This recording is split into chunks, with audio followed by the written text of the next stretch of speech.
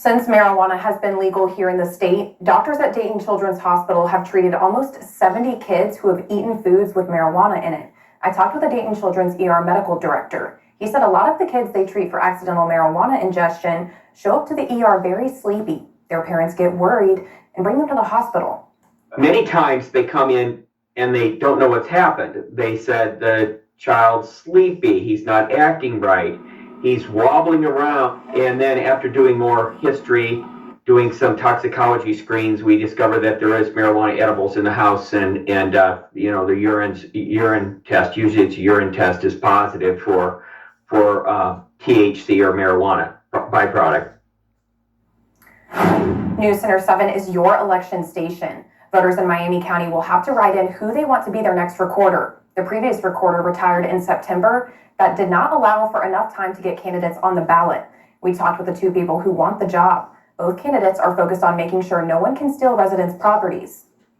I want to get out to other parts of the community. We have all of our little villages and making sure that we get people protected. New homeowners, when we get their deeds, we're going to mail them a letter. They'll explain what the property fraud is and how to go ahead and get themselves registered for our property fraud alert. The Miami County Board of Elections said it will have a list of every write-in candidate at the polls on Election Day. Ohio's Senate race between Sherrod Brown and Bernie Moreno is the most expensive in the country. Nearly $259 million is pouring into the Buckeye State for this, as outside groups try to sway your vote. That number comes from Open Secrets, which tracks political spending. Only the presidential race is more expensive. Influence are desperate to find a place to put their money, and they're putting it in Ohio, whether it does any good or not. For Republicans, this represents something of the clinching touchdown. If they can win Ohio, they're going to win the Senate. For Democrats, this represents their only hope. Despite the money spent on ads, experts say they work less now than they did 30 years ago. Here are the latest early voting numbers. Statewide, almost 700,000 Ohioans have cast ballots in person. The state mailed out more than 1 million absentee ballots. People have mailed back close to 600,000. News Center 7 is your election station. We are committed to getting voters the information they need before they vote. We will have extensive team coverage Election Day, night, and the morning after. And we will have election content on WHIO.com. Just click on the Election 2024 tab. Many of us are still soaking in the fall weather, while ODOT has winter on their mind. ODOT crews are already working to make sure roads are ready for winter. We watched as crews looked at all the trucks that will clear our roads of snow.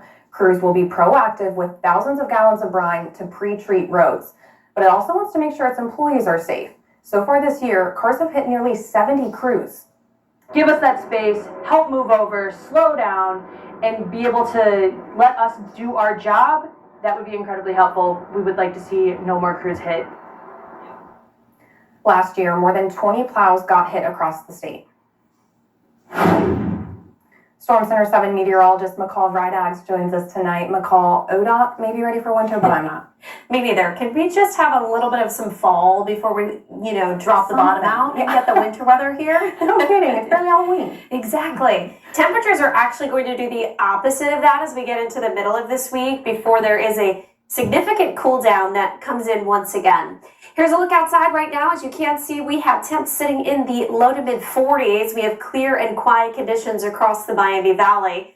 Satellite and radar, as we scan the skies, you'll notice we're sitting in the 40s, upper 30s actually out in Springfield, and we're all expected to head there as we go through the rest of tonight. So chilly weather is moving in when we get up early tomorrow morning. 36 degrees is your overnight low tonight. That's in the Dayton area. Outlying areas likely going to be even colder than that.